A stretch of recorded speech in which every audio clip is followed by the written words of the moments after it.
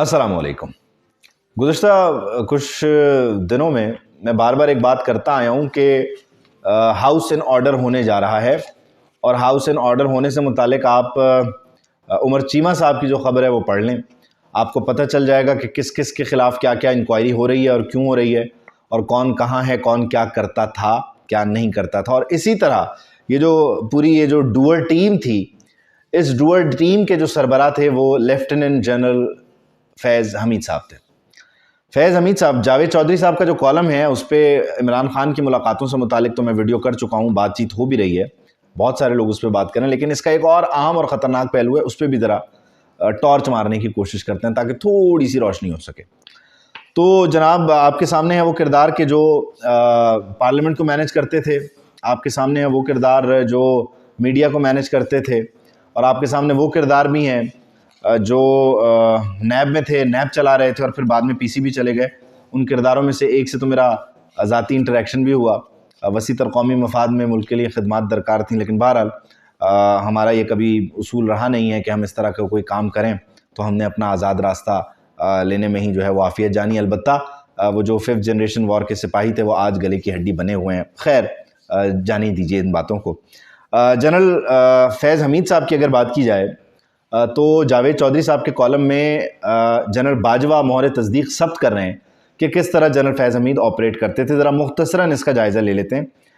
General Bajwa ने कहा कि शौकत तरीन को जब वज़ीर ख़जाना बना रहे थे ना, तो हम रोकते रहे कि ये अपना बैंक नहीं चला सका, ये तो इकॉनमी का भट्टा बिठा देगा, इसको खुदा के लिए वज़ीर ख़जाना ना लगाया जाए। लेकिन खान साहब बज़िद थे, उनको शायद किसी ने समझाया होगा, किसी ने बताया होगा कि ख्वाब में मैंने देखा है शौकत तरीन वज़ारत ख़जाना की कुर्सी पे बैठा हुआ है और मुल्क जो है वो फल फूल रहा है, तो उन्होंने बोला भाई अब शौकत तरीन ही आवे।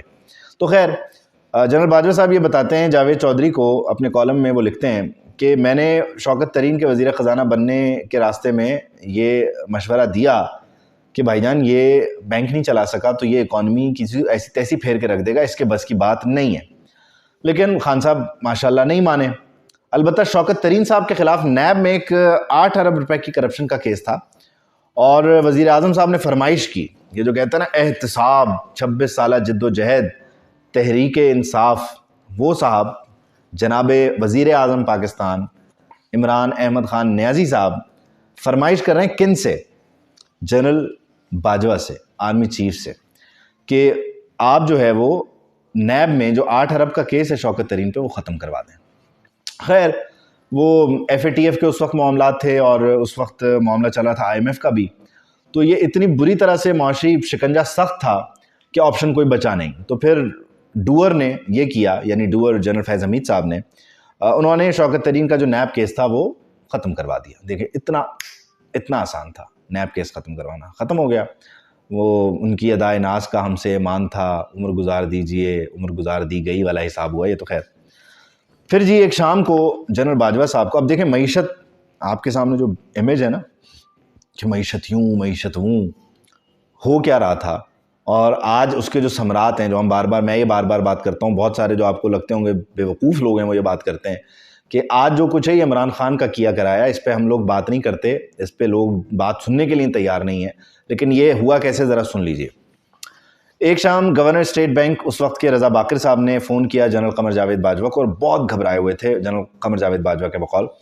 उनका कहना था कि शौकत तरीन ने इकॉनमी को बहुत ज़्यादा हीट अप कर दिया, यानी बेड़ा गर्क फेर के रख दिया, तबाह कर दिया, मिस मैनेज कर रहे हैं। रज़ा बाकर ने कहा कि डॉलर के रिज़र्व तेज़ी से नीचे आ रहे हैं, हमें आपकी इंटरवेंशन चाहिए। यानी जनरल कमर जावेद बाजवा साहब से रिक्वेस्ट की गई कि खुदा के लिए आप आइए, आप इंटरवीन कीजिए।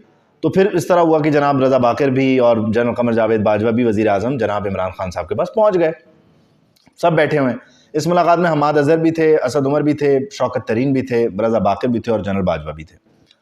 अब जी कॉलम में लिखा गया है कि जनरल कमर जावेद बाजवा ने कहा कि सर आप 53% टैक्स कस्टम से जमा कर रहे हैं, ये गलत है, हम फंस जाएंगे। इमरान खान ने कहा तो अच्छी बात है जी, टैक्स रेवेन्यू बढ़ रहा है। फिर जनरल कमर जावेद बाजवा ने कहा आप डॉलर बाहर भिजवा कर पैसे जमा कर रहे हैं, मुल्क इस तरह नहीं चल सकेगा। वो जो कहते थे ना इकॉनमी ठीक करो, एहतसाब छोड़ दो, क्योंकि एहतसाब तो कर नहीं रहे थे, अपनों के लिए एहतसाब था नहीं, केसेस माफ़ हो रहे थे, दूसरों के एहतसाब के ऊपर चढ़े हुए थे, इकॉनमी की ऐसी तैसी फेर रहे थे।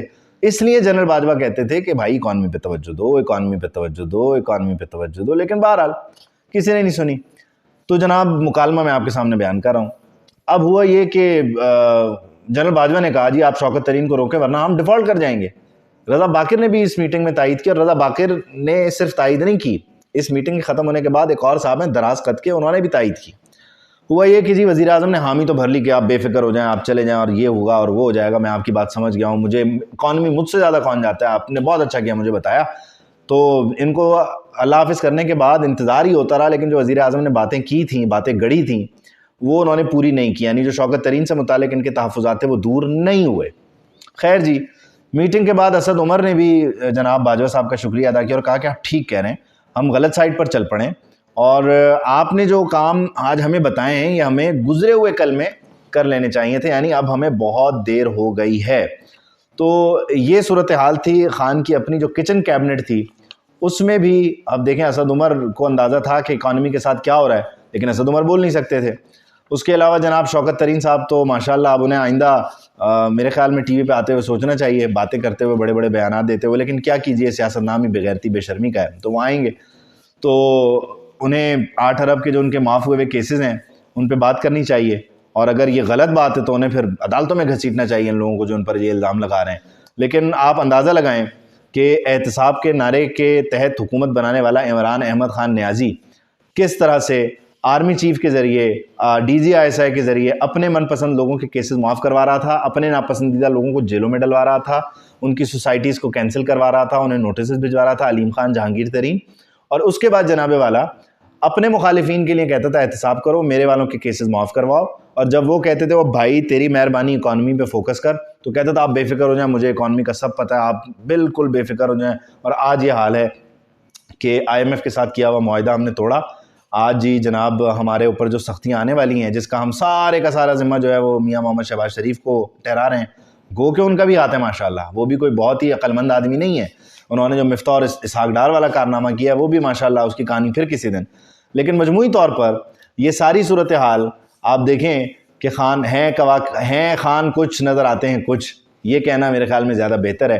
بند کمروں میں جا کے منت ترلا کر رہے ہیں، باہر آ کے میر صادق میر جعفر کہہ رہے ہیں، اور اس کے علاوہ جناب اکانومی پہ اپنی غلطی کو بند کمروں میں مانتے ہیں اور باہر آ کے کہتے ہیں کہ ہماری تو بڑی زبردست حکومت تھی. آپ اندازہ لگائیں اسی شوکت ترین کو جس کے کیسز معاف کروائے، جو بینکر فلاپ بینکر ہیں، انہیں بھیج دیا جا کے کہ جاؤ سمجھاؤ باجوہ صاحب کو اور باقی لوگوں کو کہ اگر ہماری حکومت گئی تو کیا ہوگا. انہوں نے خاک سننی تھی، وہ پہلے دن سے ان کی عزت نہیں کرتے، پہلے دن سے وہ انہیں کسی کھاتے میں نہیں لکھتے. انہوں نے پہلا مشورہ یہ دیا کہ یہ از اے فلاپ بینکر، آپ اسے لے کر آ رہے ہیں، وہ اکانومی کی ایسی تیسی پھیر دے گا. وہ اکانومی پہ بریف کرنے گیا کہ ہماری حکومت کے خلاف جو عدم اعتماد ہے اسے کامیاب نہ ہونے دیں، ورنہ اکانومی کے ساتھ یہ ہوگا. تو میرے خیال میں باجوہ صاحب نے اس میٹنگ میں بھی کہا ہوگا اور جاؤ نس جا تینوں کی پتہ. یہ صورتحال ہے، یہ معاملات ہیں، اور یہاں لیکچر آپ دیکھیں لوگوں کے بڑے بڑے. بہرحال جی آئندہ ابھی تو جاوید چودھری صاحب نے کہا ہے کہ یہ کالم جاری ہے، جب اس کالم کی اگلی قسط آئے گی تو انشاءاللہ اس پہ بھی تفصیل سے بات کریں گے، چھوڑیں گے نہیں.